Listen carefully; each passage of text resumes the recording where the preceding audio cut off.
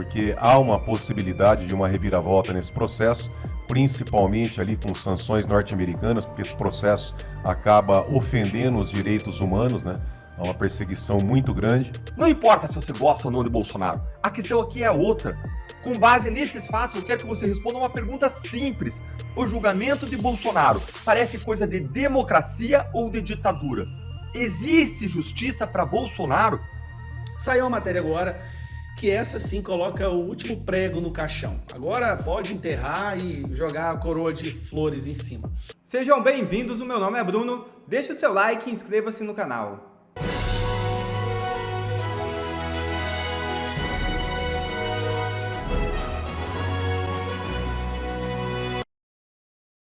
Comandante 4 estrelas dos Estados Unidos chega ao Brasil para reuniões. Alvin Housey irá encontrar o ministro da Defesa. O almirante Alvin Housey, líder do Comando Sul dos Estados Unidos, chega ao Brasil esta semana para uma visita oficial de 3 dias. A agenda inclui compromissos em Brasília e na cidade de Rio Branco, no Acre, segundo informou nesta segunda-feira a Embaixada dos Estados Unidos. Durante sua estadia na capital federal, Housey terá reuniões com o ministro da Defesa José Múcio e com integrantes do alto comando das Forças Armadas Brasileiras. Após os encontros, ele segue para o Acre, onde visitará a região da tríplice fronteira entre Brasil, Peru e Bolívia. A presença de Housey no Brasil ocorre pouco tempo depois da visita de outro representante do governo norte-americano, David Gamble, responsável interino pela coordenação de sanções do Departamento de Estado. Esteve recentemente no país em uma missão que gerou repercussão política. De acordo com o governo americano, o foco da visita foi o enfrentamento ao crime organizado transnacional, ao terrorismo e ao narcotráfico. Não apenas isso, mas também sanções ao ministro do STF, Alexandre de Moraes. E ex-comandante do Exército tem o poder de acabar com a perseguição contra Bolsonaro.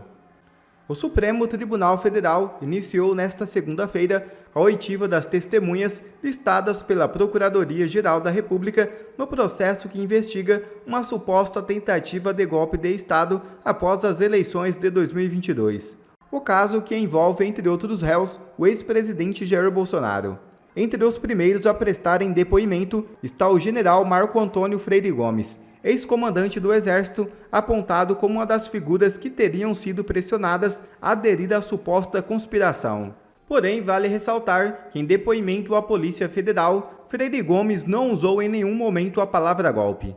O depoimento do general pode desmontar a narrativa do STF.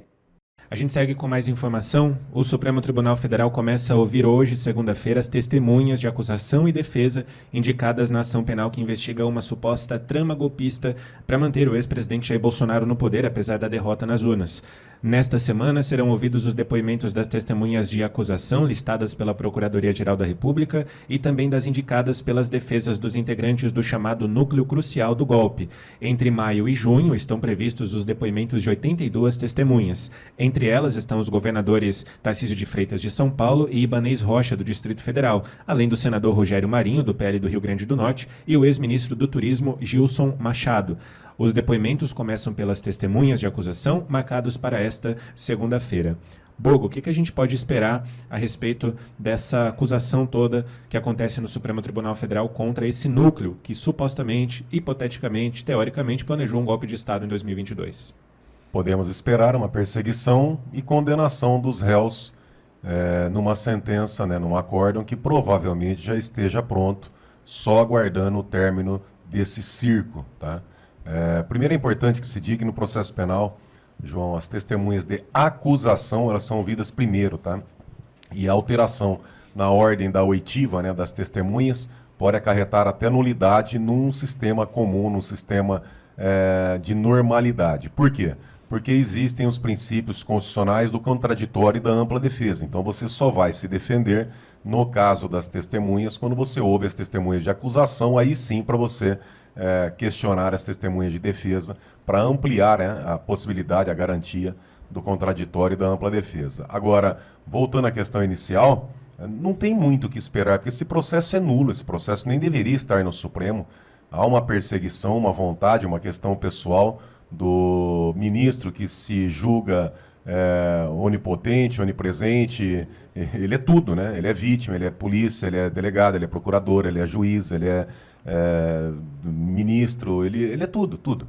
Ele representa um sistema que pretende tirar o presidente Jair Bolsonaro da eleição de 2026, porque sabe que se o presidente for candidato, ele vai ganhar com uma maioria avassaladora, né? É uma situação que já está exposto nas pesquisas. Então a ditadura, né? O establishment, o mecanismo, seja lá o nome qual damos a esse grupo de pessoas que dominam o país, ele já tem tudo pronto para condenar o presidente Bolsonaro. Isso aí é fato, num processo cheio, lotado de vícios, de ofensas às prerrogativas da advocacia, ofensas à Constituição, ofensas ao Código de Processo Penal, um procedimento, né, cheio de bilis, de ódio, de raiva, de perseguição, mas nós já esperamos que venha a condenação. Faz parte. Eu vi recentemente até um dos advogados do presidente Bolsonaro, numa entrevista sobre esse processo, ele dizendo, né, deixando bem claro isso aí. Tem gente que fala assim, mas então não adianta nem ter defesa. Não, tem que ter defesa, porque há uma possibilidade de uma reviravolta nesse processo, principalmente ali com sanções norte-americanas, porque esse processo acaba ofendendo os direitos humanos, né? Há uma perseguição muito grande. Agora, nós até comentamos, né, João, antes de começar o programa, uma matéria, um relatório que saiu do secretário de Segurança Pública do Rio de Janeiro, indicando algumas organizações, né, criminosas, porque a censura, a perseguição é tão grande que a gente não pode citar o nome das organizações, não pode citar o nome de alguns entorpecentes, porque o algoritmo, a censura que nós temos bloqueia, coloca no shadow ban, na sombra, cai, enfim, faz parte. Então a gente tem que ir com muita calma. E no Rio de Janeiro teve um relatório da Secretaria de Segurança Pública que foi encaminhada ao governo americano, dizendo que as principais organizações criminosas daqui de Bauru têm ligações diretas com grupos extremistas, né? Que também não pode falar o nome, né, João? Não pode. Olha o ponto que nós chegamos. Pois é. Tá? A gente tem que fazer aqui por mímica, enfim. Não, e aí, Bogo, entra um detalhe que a gente deixa de informar. Sim. Né? A gente não consegue passar a informação para o nosso ouvinte. Antes da gente entrar aqui na área, a gente estava conversando sobre os assuntos que nós traremos para você que está acompanhando a gente. E quando o Bogo citou as entidades, digamos assim, envolvidas nessa notícia, esquece.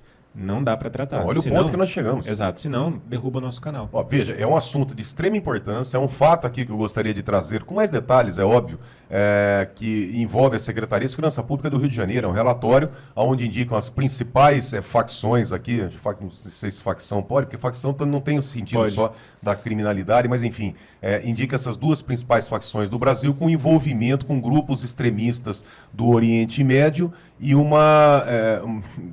grupo também criminoso, enfim, da Europa, tá? Estou tentando fazer, porque quem pega o programa aqui fala, poxa, esse cara é louco, esse cara é xarope, ele não sabe o que ele está falando, mas não é, porque senão cai a página, que senão entra numa sombra. Infelizmente é assim.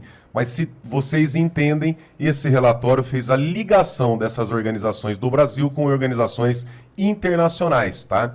E aí, por que é importante esse fato? Porque aí eu lembro do deputado Bilinski, que teve uma reunião com o Ricardo Pitta na semana passada, e o Ricardo Pitta, ao contrário do que foi veiculado pela imprensa brasileira, que o Brasil falou, não, a gente não considera, nós não consideramos essas facções como entidades terroristas. Aí, isso foi o que passaram para a gente. Aí o Pitta passou lá para o Bilinski, para a deputada Paula Detoni, o seguinte, nós não fomos para o Brasil perguntar se são entidades terroristas ou não, nós fomos informar que elas são. Então, quer dizer, o que vem daqui para frente em relação a esse envolvimento e aí, né, completamente ligado a esse estado de coisas que virou o Brasil com ligação ali. Não à toa, né, um helicóptero solta aqui, um HC aqui, toneladas de um produto ali apreendido libera aqui, aí cai um avião, aí morre um prefeito, aí, para ter uma ideia, o presidente Bolsonaro não anda mais em aviões particulares, ele só anda em voo de carreira. Nem ele, nem os filhos. É uma questão de segurança, né? Segurança. Por que será? Por que será que um ex-presidente da República, o presidente da República, pressupõe que é o homem mais informado que tem no país, né? Até as agências de inteligência devem satisfação. O presidente não se locomove em aviões particulares. Por que esse medo de um ex-presidente da República? Será que alguém tem dúvida qual que é o medo? Aviões caem, né? Do Teori Zavascki, que era relator da Lava Jato, caiu. Do Eduardo Campos, caiu. Pessoas envolvidas na morte lá enfim. E eu vou listar para você agora 7 fatos. 7 fatos assustadores que aconteceram desde fevereiro desse ano, recentes, e que você precisa saber. Não importa se você gosta ou não de Bolsonaro, a questão aqui é outra. Com base nesses fatos, eu quero que você responda uma pergunta simples. O julgamento de Bolsonaro parece coisa de democracia ou de ditadura? Existe justiça para Bolsonaro? Bora então para os fatos, direto ao ponto, não são opiniões, são fatos comprovados. Fato número 1. Em fevereiro desse ano, depois que a PGR denunciou Bolsonaro pela suposta tentativa de golpe de Estado, a defesa do Bolsonaro pediu ao STF um prazo de 83 dias para responder à denúncia diante da complexidade dos fatos e da quantidade de denunciados, de documentos envolvidos, de provas. Por que 83 dias, Eltan? Porque 83 dias foi o tempo que levou entre o indiciamento pela Polícia Federal e a denúncia da PGR. Ou seja, foi o tempo que a PGR precisou investir para chegar à conclusão, analisar todas as provas e oferecer a sua denúncia. E pelo princípio da paridade de armas, a defesa do Bolsonaro pediu, é claro, o mesmo prazo, alegando que seria impossível se defender sem isso. O Moraes e o resto da primeira turma do STF negaram esse pedido. Fato número 2. A defesa do Bolsonaro pediu, desde o oferecimento da denúncia, o acesso integral às provas do processo coletadas pela Polícia Federal. Moraes e a primeira turma do STF negaram todos os pedidos, dizendo que as defesas já tinham acesso ao mesmo material que a PF, que a PGR e que o STF já tinham. Só que isso era mentira, e eu já vou mostrar para vocês, mas guarde isso aí na sua mente. Fato número 2, isso aí. Vamos para o fato número 3. Em 1º de maio, o ministro Alexandre de Moraes finalmente atendeu ao pedido da defesa do Bolsonaro e mandou a PF dar acesso integral às provas do processo, o que prova, sim, que o Bolsonaro realmente não teve acesso total às provas. Afinal de contas, se já tinha acesso a tudo, não tinha que deferir esse pedido. E aí o ministro Moraes voltou atrás e realmente, agora sim, mandou que se desse acesso a todas as provas. Ou seja, isso mostra que o Bolsonaro teve seus direitos violados antes, inclusive com prejuízo grave à sua defesa, já que a denúncia já tinha sido recebida por unanimidade, o processo já estava correndo e segue correndo agora contra ele, sem que ele tenha conseguido olhar tudo. Fato número 4. Enquanto as defesas dos réus imploravam, sem sucesso pelas provas, o UOL, gente, o portal esquerdista mesmo, o UOL, o mais esquerdista do Brasil, ele teve acesso há semanas aos 77 gigabytes de mensagens e dados do celular do Mauro Cid, com mais de 158 mil mensagens que o UOL está analisando e utilizando para publicar matérias com detalhes inéditos do caso. Ou seja, o réu não tinha acesso às provas, a que jornalistas tinham acesso há semanas. Que isso? Fato número 5. O presidente da primeira turma, o Cristiano Zanin, ele mandou lacrar os celulares de advogados e de jornalistas durante uma das sessões de julgamento, para proibir que os presentes fizessem qualquer tipo de gravação, de registro do julgamento do segundo núcleo do suposto golpe. Vamos para o fato número 6. O STF decidiu que a oitiva das testemunhas do caso golpe serão secretas e sigilosas. Jornalistas simplesmente foram proibidos de gravar áudios ou de fazer imagens das audiências. Fotógrafos e cinegrafistas não podem sequer se credenciar para participar. Jornalistas poderão apenas assistir aos depoimentos a partir de um telão.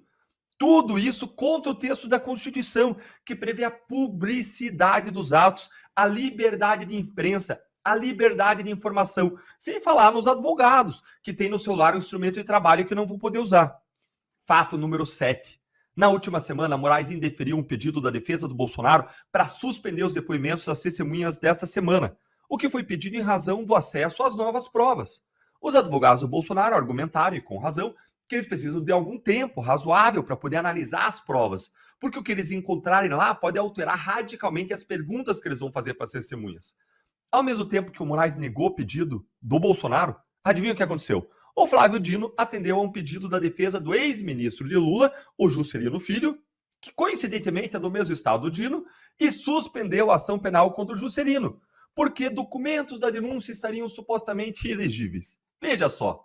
A justificativa dada por Dino para conceder a suspensão do processo do Juscelino foi exatamente o contrário do que o Dino Moraes e outros ministros da primeira turma decidiram no caso Bolsonaro. E agora eu te faço novamente aquela pergunta. Esses fatos são característicos de um julgamento de uma democracia ou de uma ditadura? Existe justiça para o Bolsonaro? Responde aí nos comentários. Todo mundo que acompanha a política minimamente sabe que nem existe esse debate sobre de quem é a culpa do escândalo do INSS. A gente sabe que o governo está tentando de forma desesperada, e eu tenho até dó do Sidônio, tentar de alguma forma manchar o Bolsonaro ou o governo Bolsonaro como se tivesse alguma coisa a ver com isso. Só que todos os gráficos e todas as informações que chegam mostram, sem sombra de dúvida, de que é o governo Lula que transformou isso numa máquina de roubar dinheiro de aposentado. Fraudes sempre existiram desde o início do INSS, mas o que aconteceu em 2023, 2024 é incomparável a qualquer outro momento da história. Mas tá lá, o Sidônio, coitado, tentando tirar aquela mancha do escândalo do Pix, quando ele acha que vai começar a diminuir o desgaste, vem o escândalo do INSS, irmão do Lula, sindicatos do PT, partidos da esquerda, membros dos deputados federais ali, do PT e do PSOL. E aí eles tentam de todas as formas jogar essa culpa para cima do Bolsonaro. Estão desesperados, estão fazendo de tudo para impedir a CPMI. Se realmente o Bolsonaro tivesse alguma coisa a ver com isso, eles iam adorar uma CPMI. Saiu uma matéria agora que essa sim coloca o último prego no caixão. Agora pode enterrar e jogar a coroa de flores em cima. Que foi essa matéria aqui, ó. 31 parlamentares de 11 partidos atuaram contra controle de descontos em benefício do INSS. Vamos lá, vamos explicar. 2019, nos primeiros dias do governo Bolsonaro, ele emite uma medida provisória para tentar diminuir as fraudes, né? Criar mais uma camada de proteção. Ótimo, sensacional, que era basicamente perguntar para os aposentados se eles autorizavam tais descontos ou aposentadoria, ou consignados, empréstimos consignados. Era a coisa mais óbvia do mundo. Perguntar para a pessoa, você autoriza esse dinheiro ser retirado do seu salário? Aí um grupo de 31 parlamentares atuaram para acabar com isso. Então aí nós vamos saber agora quem são os parlamentares que impediram de todas as formas possíveis de que essa medida provisória fosse consolidada, né? Bom, saiu a lista dos 31. Lembra que eu te falei que os sindicatos fizeram uma ameaça que se fosse aberta uma CPMI, eles iam fazer uma delação premiada, eles iam entregar quais eram os parlamentares que trabalharam para poder roubar, para ajudar, para fazer tudo ficar viável? Bom, não precisou dos sindicatos fazer essa denúncia. Uma análise pegou todos os parlamentares que trabalharam ativamente para impedir esse filtro que o Bolsonaro queria colocar. E eu quero mostrar para vocês desses 11, aqui, ó. Eu quero mostrar para vocês desses 11 parlamentares, eles estão aqui, ó. Número total de parlamentares que propuseram fim ou flexibilização da revalidação por partido, ou seja, os parlamentares que não queriam que houvesse a revalidação ou flexibilizaram o período de revalidação. Revalidação seria o aposentado confirmar que ele estava fazendo aquele empréstimo, que ele estava pagando aquele débito lá. Desses 31, 11 são do PT. Escuta isso aqui, 11. O PT é o partido que tem o maior número disparado de parlamentares. São eles: Paulo Paim, Zé Neto, Bom Gás, Patros Ananias, Marcon, Jean Paul Prates, esse aqui eu acho que agora ele tá na Petrobras, ele tá no governo. Paulo Rocha, Rogério Carvalho, Valmir Assunção, Enio Verri e Jorge Sola. Daí nós temos 11 só no PT, certo? Vamos ver do PSOL? PSOL tem 5. Fernanda Melchione, Sâmia Bonfim, Áurea Carolina, Edmilson Rodrigues, Marcelo Freixo. Basicamente, todos os deputados do PSOL. O PSOL estava em peso trabalhando para manutenção do escândalo. PSOL, hein, gente? O PSOL. E eu tinha um certo respeito no PSOL, do ponto de vista o PSOL não rouba. O PSOL, ele é idiota, ele defende só o que não presta, é do demônio. Mas pelo menos eles não roubam. Roubam e roubam muito, porque tá aqui, ó. Foram os que mais trabalharam para impedir essa camada de proteção. E depois, partido do vice-presidente, Geraldo Alckmin, Wilson Fetaem, Heitor Schudd e Dânio Cabral. 3 do PSB. E do PCdoB, Daniel Almeida, Orlando Silva. Orlando Silva é aquele que era o autor do PL das fake news da censura. Então, só aqui nós temos 11, 16, 19, 21. Dos 31, isso é porque aqui eu não coloquei nem o MDB, tá, gente? Tem o MDB, tem PSDB, tem Podemos. Só entre a extrema esquerda, extrema, porque PT, PSOL, PSB e PCdoB, nós estamos falando da extrema esquerda. Só da extrema esquerda, 21 parlamentares dos 31. Aí tem o MDB com 2, até tinha separado isso aqui, ó. Nós temos o MDB com 2. Onde é que eu coloquei essa porcaria aqui, ó? Agora eu perdi. Aqui. Aí nós temos MDB com 2, nós temos o PDT, que tem 1, Volney Queiroz. O Volney Queiroz, o ministro da Previdência, foi um dos parlamentares que atuaram para flexibilizar. Olha que gracinha, não lembrava desse detalhe importantíssimo. Agora eu lembrava aqui, ó. Tá aqui, ó. Volney Queiroz, Paulo Teixeira. Aqui, quem que é esse outro aqui? Paulo Pereira da Silva, Solidariedade. Então aqui nós já temos 22, 23, 24, 25. Meu Deus do céu, todos os parlamentares de esquerda. Todos, ou praticamente 90% dos parlamentares que atuaram para facilitar o roubo eram da esquerda. Mas a culpa é de quem? Bolsonaro. É brincadeira. Esse povo força a barra, né?